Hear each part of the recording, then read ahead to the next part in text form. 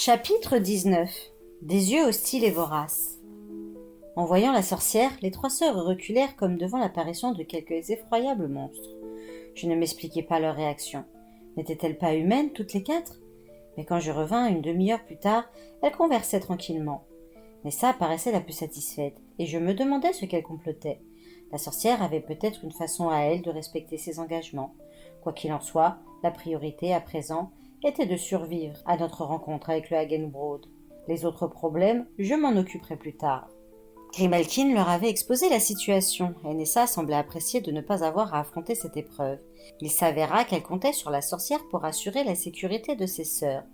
Qu'avait bien pu lui dire la tueuse pour avoir ainsi gagné sa confiance? L'heure de l'épreuve arriva, et les sœurs s'embrassèrent.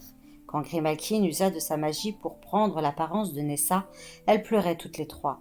Tandis qu'elles se séparaient, je fus étonnée de voir Suzanne essuyer ses larmes, se redresser et s'obliger à sourire en regardant Nessa. « Pardonne-moi d'avoir été un tel fardeau, toujours à pleurnicher. Si je m'en sors vivante, je te promets de mieux me comporter à l'avenir. »« Tu seras bientôt de retour, » lui affirma Nessa. « Nous vivrons, j'en suis sûre, tout ira bien. » Personnellement, je n'en étais pas si certain, mais je n'avais pas le loisir de m'interroger plus longtemps. Le moment était venu d'affronter le Hagenbrod. La reine était déjà remplie de spectateurs excités. Dès notre arrivée, ils se mirent à nous conspuer, assoiffés de sang. La nouvelle de mon ordalie s'était répandue dans tout Valcarqui, et l'hostilité de la foule envers moi était manifeste. Les mages dans mon genre, principalement occupés à gouverner leur Esda et à parfaire leur connaissance de l'univers, sont des êtres mal connus et n'ont jamais été bien vus. Pour couronner le tout, j'avais tué un haut mage, l'un de ceux qui auraient pu un jour faire partie du triumvirat. Valcarqui a un fonctionnement très patriarcal. Dans l'esprit de ses habitants, j'avais abattu un des pères de la cité. Au cours de l'épreuve, à mesure que l'hystérie montrait, ce sentiment se ferait plus personnel, chacun voyant en moi l'assassin de son propre père. Certains, cependant, n'étaient là que pour savourer le spectacle du sang rouge répandu sur le sol blanc de l'arène. Tout comme moi au temps de ma jeunesse, ils en saliveraient par avance. Tandis qu'on les menait à leur place, les trois filles paraissaient terrifiées et sanglotaient bruyamment. Qui aurait pu deviner que la véritable Nessa était à l'abri dans mes appartements? Je devais rendre justice au talent de cette sorcière humaine. Un mage de Esda se doit de tirer un enseignement de tout, qu'il lui vienne d'un ami ou d'un ennemi.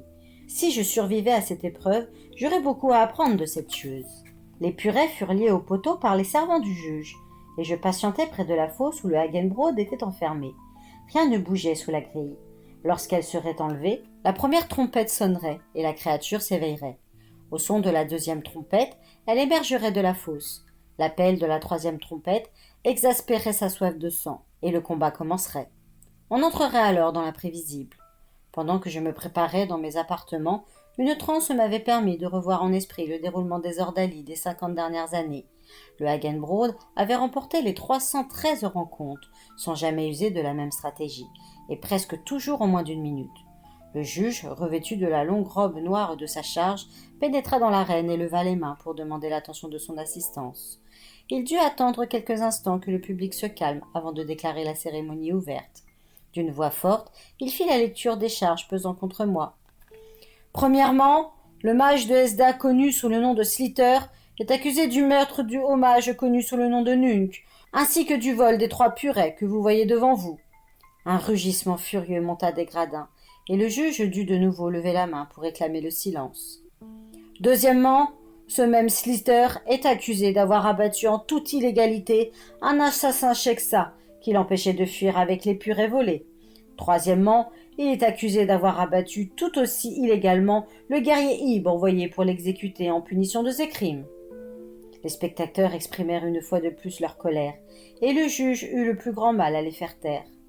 Il ne poursuivit qu'après avoir obtenu un silence absolu. Le mage de Esda réfute ces accusations, affirmant que les 3 purées étaient et restent sa propriété, et qu'il a tué en toute légitimité afin de protéger ses biens. De plus, son esprit ayant été sondé, la véracité de ses paroles a été reconnue. Il aurait donc dû être relaxé.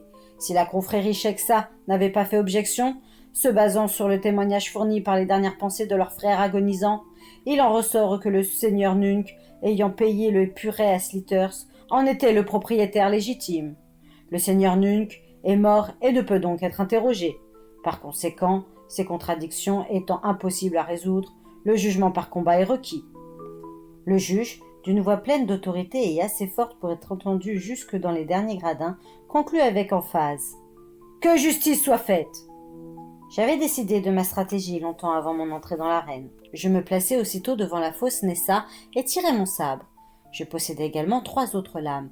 L'une d'elles, dissimulée dans ma poche, était destinée à la sorcière, même si je savais qu'elle avait les siennes. Il était important, pour maintenir l'illusion magique, que les spectateurs me voient lui tendre un couteau. L'usage de la magie, tel que les sorts d'invisibilité ou de la modification de taille, était interdit dans l'arène. J'espérais que les agissements de Grimalkin resteraient indétectables. Sinon, je serais déclaré vaincu, et je mourrais ainsi que mes purets. De nouveau, le juge leva les 2 bras. Cette fois, 3 cobalos apparurent. Ils s'avancèrent vers la lourde grille, et d'un geste parfaitement réglé, la soulevèrent et l'emportèrent, laissant béante la bouche noire de la fosse. Le juge parcourut les 3 côtés de la piste triangulaire pour saluer les spectateurs avec ostentation. Son 4e salut fut pour moi, celui qui allait mourir, et une rumeur sourde monta de l'assistance. Je lui rendis son salut et le fixai dans les yeux jusqu'à ce qu'il détourne le regard. Il quitta l'arène en levant la main. À ce signal, une sonnerie de trompette retentit. Elle résonna longuement de gradin en gradin, et plusieurs milliers de spectateurs retinrent leur souffle. On n'entendit plus que les reniflements irritants de la plus jeune sœur. Le Hagenbrod s'adressa alors à moi, depuis les profondeurs de la fosse. Ce fut d'abord une suite de craquettements, comme si un très vieux cobalos remuait ses mâchoires arthritiques, tandis que son esprit confus explorait les recoins de sa mémoire à la recherche de fragments de pensée. Puis les sons se précisèrent, devinrent des mots que tous les assistants purent entendre et comprendre. La créature s'exprimait en losta, une langue dont usent les cobalos et les humains. La voix avait 3 timbres différents, si bien fusionnés en un seul que l'oreille ne pouvait les séparer. Les 3 identités du monstre me parlaient en même temps, 3 bouches s'ouvrant, une seule conscience mesurant, narguant, éprouvant chaque fibre de mon être. « Tu es un mage de Hesda ? Voilà bien longtemps que je n'ai pas goûté à la chair de l'un des tiens. »« Ne te réjouis pas trop vite, ripostai-je. Tu as fait ton dernier repas. Ce soir, je vais te découper en morceaux et te donner en pâture aux charognards qui nettoient les égouts de la cité. Après quoi, je ferai fondre tes os dans leurs fourneaux pour qu'ils en fassent de la colle. Rien ne sera perdu, tu seras jusqu'au bout, un bon et utile serviteur. » La foule salua mon discours d'un rugissement approbateur. Je ne fis pas l'erreur de penser qu'elle était à présent de mon côté. Au contraire, elle saluait à présent ma défaite sanglante. Mes paroles lui avaient simplement donné l'espoir d'un vrai combat, d'un spectacle moins vite expédié que d'ordinaire. « Tu parles avec courage, mais tu ne tarderas pas à crier, mage de Hesda. Je vais t'arracher les bras et les jambes, et en lécher les moignons pour étancher le sang. Puis je te procurerai une mort lente et douloureuse, de sorte que tous se délectent de tes hurlements. Enfin, je prendrai tout mon temps pour déchirer la tendre chair de tes purets et en savourer chaque bouchée. » À ces mots, les 3 captives, devenues hystériques, se débattirent vainement entre leurs liens. Je n'ajoutai rien. Nous avions échangé assez de paroles. Le moment de passer aux actes était venu. C'est alors que la 2e trompette sonna. Dans le silence qui suivit, j'entendis le Hagenbrod s'agiter. Un bec aussi coupant qu'un rasoir et 2 mains aux griffes acérées émergèrent de la fosse. L'instant d'après, le premier corps de la créature apparut, fixant sur moi des yeux hostiles et voraces. Je ne m'étais jamais trouvé aussi près du Hagenbrod, et sa vue m'emplit d'épouvante. Il était encore plus effroyable que je l'avais imaginé. Même si chacun de ses corps n'était doté que de 4 appendices et d'un long cou serpentin, on aurait dit d'énormes insectes. Les flancs luisaient, comme enduits d'une substance gélatineuse.